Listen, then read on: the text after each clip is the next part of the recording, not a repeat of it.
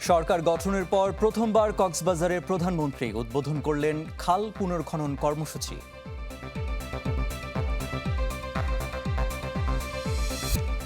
দক্ষিণ এশিয়ার সবচেয়ে বিনিয়োগ বান্ধব পরিবেশ তৈরিতে প্রতিশ্রুতিবদ্ধ সরকার, অলিগার্কদের ধ্বংসের হুঁশিয়ারি।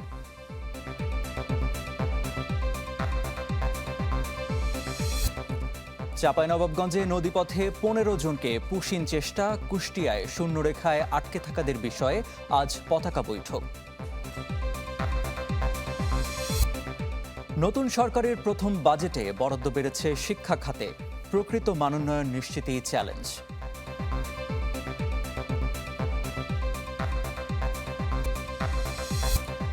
শান্তি চুক্তির চূড়ান্ত খসড়ায় সম্মত যুক্তরাষ্ট্র, ইরান। আরাকচির বক্তব্য সামাজিক মাধ্যমে শেয়ার করলেন ট্রাম্প।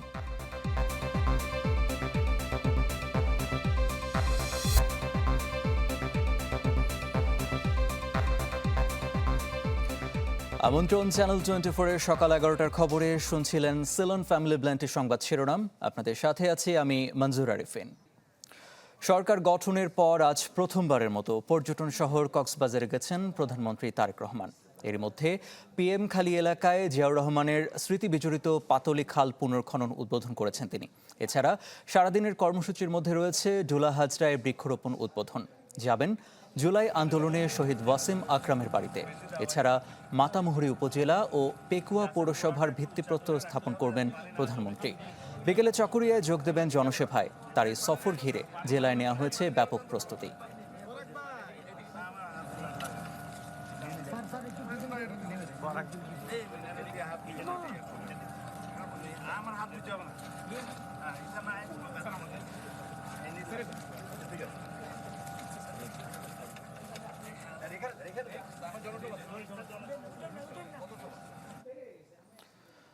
দর্শক, এ ব্যাপারে আরও জানাতে কক্সবাজার থেকে যুক্ত হচ্ছেন সহকর্মী আশিকিন প্রিন্স। এবং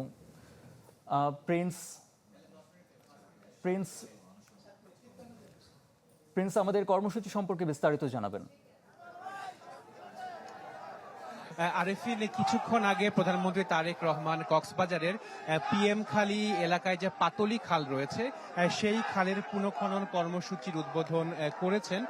এবং এটি কিন্তু একটি স্মৃতিবিজড়িত খাল তারেক রহমানের জন্য, কারণ 1979 সালে শহীদ রাষ্ট্রপতি জিয়াউর রহমান তিনি এই খালটি খনন করেছিলেন এবং এই খালের দৈর্ঘ্য মূলত 8 কিলোমিটার।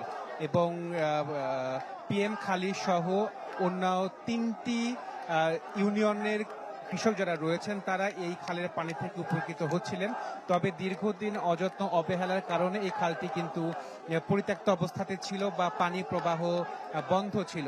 তো আপনি দেখতে পাচ্ছেন যে আরিফিন, কিছুক্ষণের মধ্যেই তারেক রহমান প্রধানমন্ত্রী তিনি একটি সংক্ষিপ্ত পথসভায় বক্তব্য দিবেন এবং সকাল থেকে বৃষ্টি উপেক্ষা করে এখানে যারা স্থানীয় মানুষ রয়েছেন, একই সাথে বিএনপির বিভিন্ন পর্যায়ের নেতাকর্মী যারা রয়েছেন তারা এই পাতলি খাল এলাকাতে অবস্থান করছেন।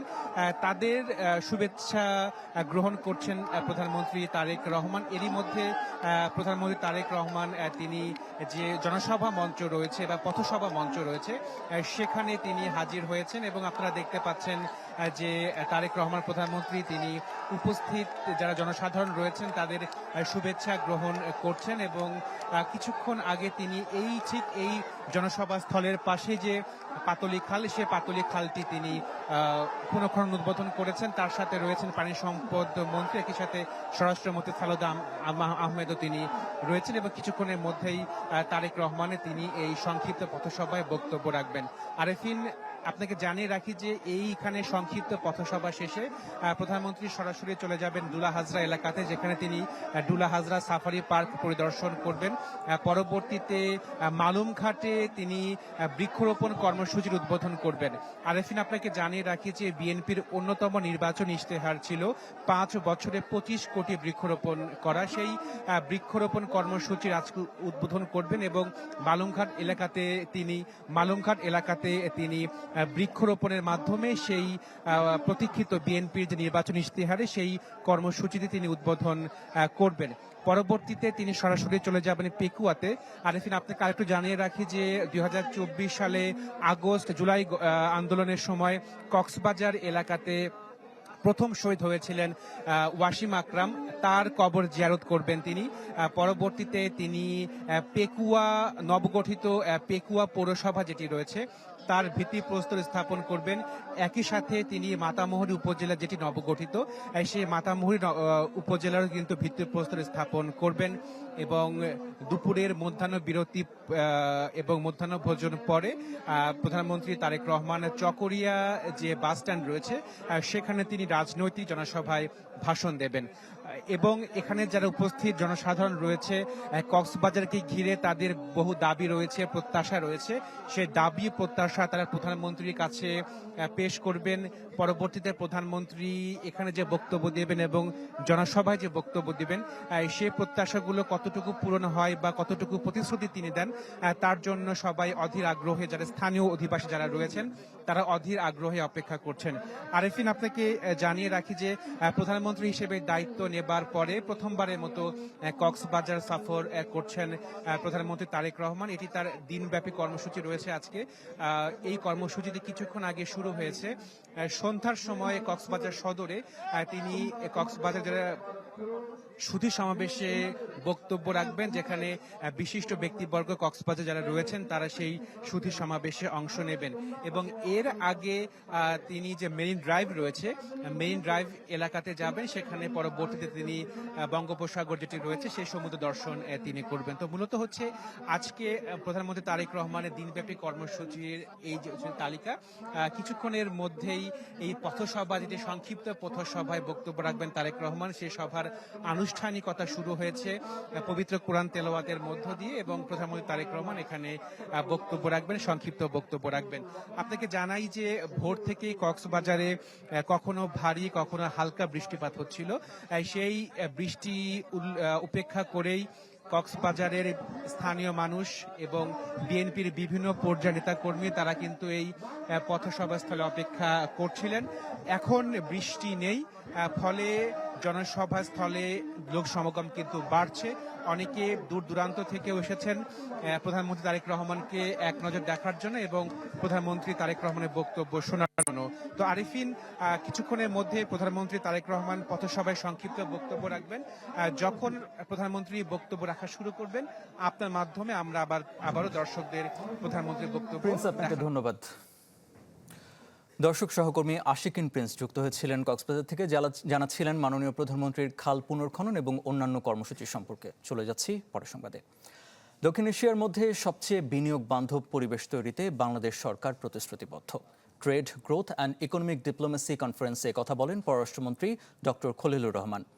জানান, সরকার সংস্কার এবং স্থিতিশীলতার জন্য কাজ করছে। দেশের রাজনৈতিক স্থিতিশীলতা, টেকসই সংস্কার এবং অংশীদারিত্বমূলক অর্থনৈতিক ব্যবস্থা গড়ে তুলতে চায় সরকার। অনুষ্ঠানে স্থানীয় সরকার মন্ত্রী মির্জা ফখরুল ইসলাম আলমগীর বলেন, দেশের সব নাগরিকের সম্মান এবং মর্যাদা নিশ্চিত করে উন্নয়নের পথে হাঁটবে বর্তমান সরকার। অর্থনীতিতে সাম্য এবং ন্যায্যতা এবং অলিগার্কদের ধ্বংস করা বিএনপি সরকারের অন্যতম লক্ষ্য। We want to assure our citizens, our local business community, and our international partners that Bangladesh is stable, predictable, and open for business. I believe that it captures the spirit of journey ahead. It clearly shows the government is ready to do anything and everything for the new Bangladesh. চাঁপাইনবাবগঞ্জের রকুনপুর সীমান্ত দিয়ে 15 জনকে পুশিনের চেষ্টা করেছে ভারতীয় সীমান্তরক্ষী বাহিনী BSF. তবে বিজিবি বাধা দেয় তা প্রতিহত হয়। নওগাঁ ব্যাটালিয়ন জানায়, গেল রাতে রকুনপুর বিওপির সীমান্ত এলাকায় 15 জনকে নদীপথে বাংলাদেশে পাঠানোর চেষ্টা করা হয়। এর মধ্যে 2 জন পুরুষ, 8 জন নারী এবং 5 শিশু রয়েছে। বিজিবির বাধার মুখে প্রায় 2 ঘন্টা পর বিএসএফ তাদের ভারতে ফিরিয়ে নেয়। এদিকে কুষ্টিয়ার দৌলতপুরের প্রাকপুর সীমান্তে বিএসএফ এর পুশিনে ব্যর্থ হওয়ায় 12 জন এখনও শূন্যরেখায় খোলা আকাশের নিচে অবস্থান করছেন। তাদের ফেরতের বিষয়ে বিজিবি বিএসএফ এর মাঝে পতাকা বৈঠক চলছে।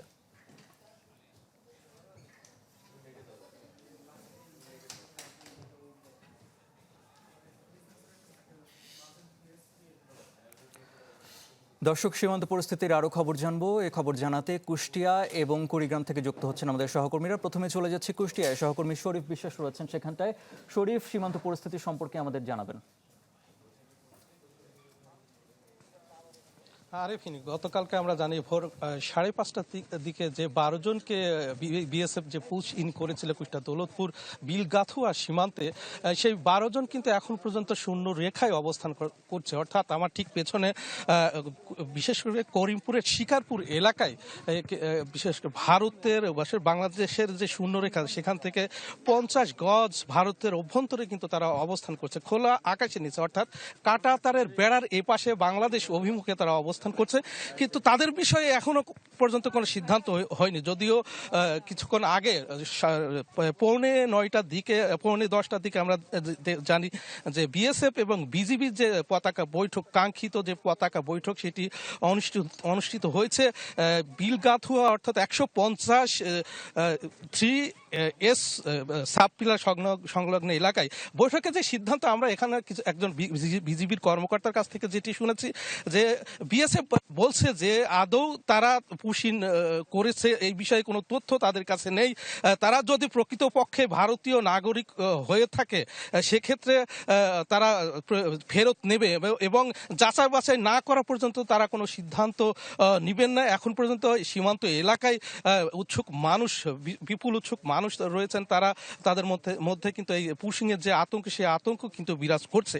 এবং কিছুক্ষণ বিজিবির পক্ষ থেকে কিন্তু জানানো হচ্ছে যে এ বিষয়ে পরবর্তীতে সিদ্ধান্ত তারা জানাবেন।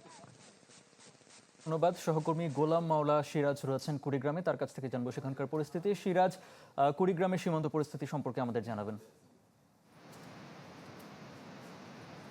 যে কুড়িগ্রামের বিএসএফ এর যে তৎপরতা ছিল গত সপ্তাহ খানেক ধরে, সেটা কিন্তু গত দুরাত থেকে একটু কমেছে। গেল রাতে আমরা আসলে সকালবেলা আমি খোঁজ নিয়েছি, বিভিন্ন সীমান্তে বিজিবির সঙ্গে কথা বলেছি, স্থানীয় লোকজনের সঙ্গে কথা বলেছি। তারা আসলে যেটা বলছে যে গেল রাতে কিন্তু বিএসএফ এর সেরকম তৎপরতা ছিল না। গত প্রায় 7 দিন 8 দিন ধরে তারা পুশিনের যেভাবে চেষ্টা করেছিল রাতভর। অন্যদিকে কুড়িগ্রামের যে সীমান্ত রয়েছে, এই সীমান্তে বিজিবি সহ স্থানীয় যারা রয়েছেন তারা কিন্তু আসলে ঠিক আগের মতো করেই তারা পাহারা দিচ্ছেন, লাঠিসোঁটা নিয়েও পাহারা দিচ্ছেন কেউ কেউ রাত্রিবেলা। আর দিনের বেলা তো বিজিবির অতিরিক্ত টহল রয়েছে। সবকিছু মিলে এখন পর্যন্ত কুড়িগ্রামের কোনো সীমান্ত দিয়ে পুশিনের ঘটনা ঘটেনি। তবে যে চেষ্টা করেছিল বিএসএফ, সেটা যেভাবে প্রতিহত করছে এখানকার বিজিবি বলছে যে আসলে তারা সচেষ্ট রয়েছে। একই সাথে স্থানীয় লোকজন বা সীমান্তবাসীরাও আমাদেরকে যেটা জানিয়েছে যে আমরা আসলে তাদের কথাটা ছিল ঠিক এরকম যে আমরা রাত দিন জেগে আছি যাতে ভারতের বিএসএফ একজন মানুষকেও কুড়িগ্রামের কোনো সীমান্ত দিয়ে বাংলাদেশে ঠেলে দিতে না পারে। তো সবকিছু মিলে এই এখন পর্যন্ত পুশিন না ঘটলেও পুশিনের যে চেষ্টা, সেটা কিন্তু যে বিএসএফ একদম ছেড়ে দিয়েছে বিষয়টি সেরকম নয়। কারণ স্থানীয় লোকজন বলছে যে কাঁটাতারের ওপারে বিএসএফ এর যে ক্যাম্পগুলো রয়েছে সেখানে কিন্তু এখনো দেখা যায় যে বেশ কিছু লোকজন জড়ো হয়ে আছে বা বিএসএফ বেশ কিছু লোকজন তাদের ওখানে রাখছে, যে তারা সুযোগ বুঝে হয়তো পুশিনের চেষ্টা আবারও চালাতে পারে। যদিও বিজিবির কথা আমরা যেটা বলছিলাম, তারা চেষ্টা করছে কোনো রকম পুশিন তারা করতে দেবে না। তবে সীমান্তবাসীর যে উদ্বেগ, যে উৎকণ্ঠা, সেটি কিন্তু আসলে কমছে না, বরং যত সময় যাচ্ছে ততই কিন্তু একটু একটু করে বাড়ছে। সিরাজ, আপনাকে ধন্যবাদ। দর্শক, সীমান্ত পরিস্থিতির খবর জানাচ্ছিলেন আমাদের সহকর্মীরা।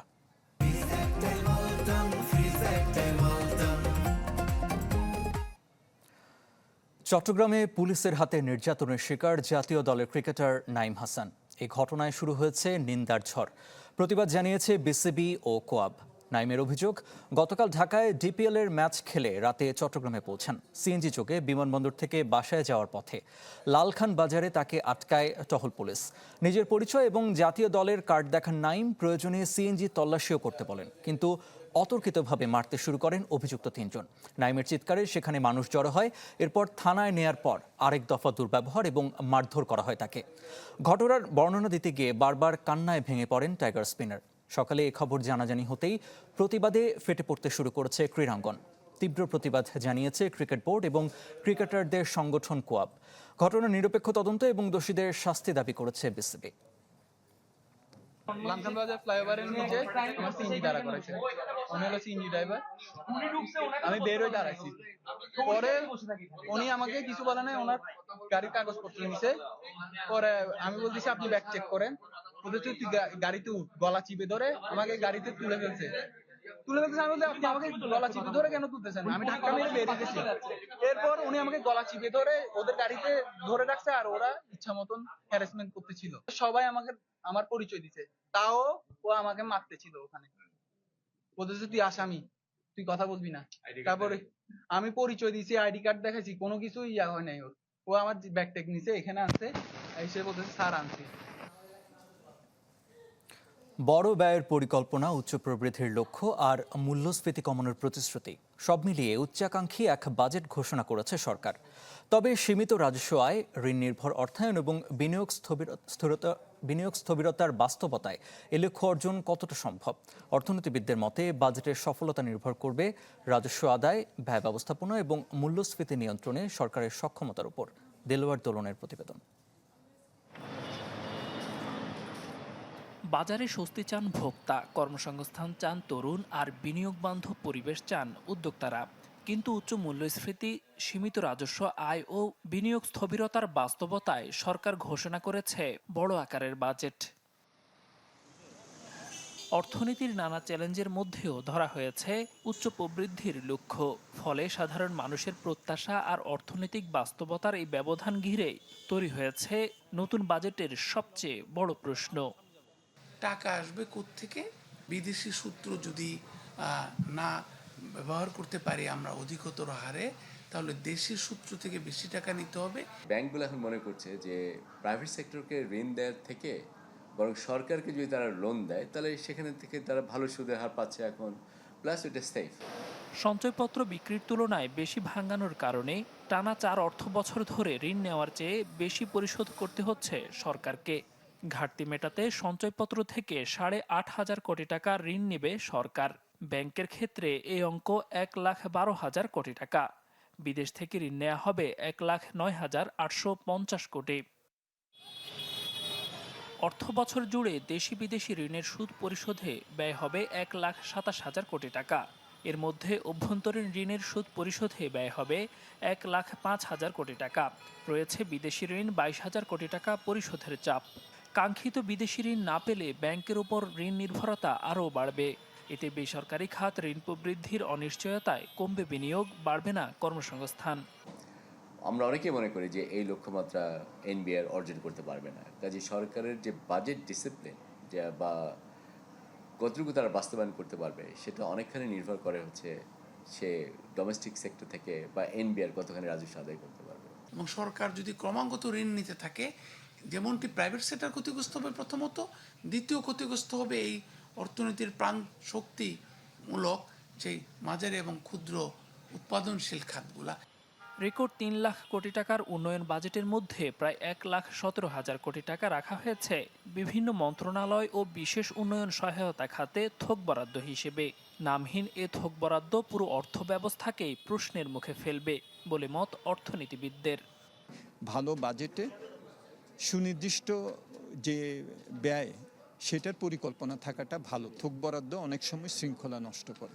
ব্যয় সংগঠনগুলোকে অডিটের আওতায় না এনে পুরোপুরি এবং অডিটকে হালনাগাদ না করে এই সমস্ত ব্লক অ্যালোকেশন থেকে কোনো বেনিফিট পাওয়া যাবে না। দেশের অর্থনৈতিক দুর্বলতার বিষ ফোঁড়া হয়ে থাকা উচ্চ মূল্যস্ফীতি ঠেকেছে 9.5%। নতুন অর্থ বছরে মূল্যস্ফীতি 7.5% নামিয়ে আনার পরিকল্পনা নিয়েও রয়েছে সন্দেহ। বছর জুড়ে বাজেট ঋণ গ্রহণের লক্ষ্যমাত্রা বাড়ানো হয়েছে 43,000 কোটি টাকা। রাজস্ব আয়ের লক্ষ্যমাত্রা পূরণ না হলে ঋণ গ্রহণ আরও বাড়বে। নতুন সরকারের প্রথম বাজেটে নির্বাচনী ইস্তেহার বাস্তবায়নে থাকছে ব্যাপক ব্যয় পরিকল্পনা।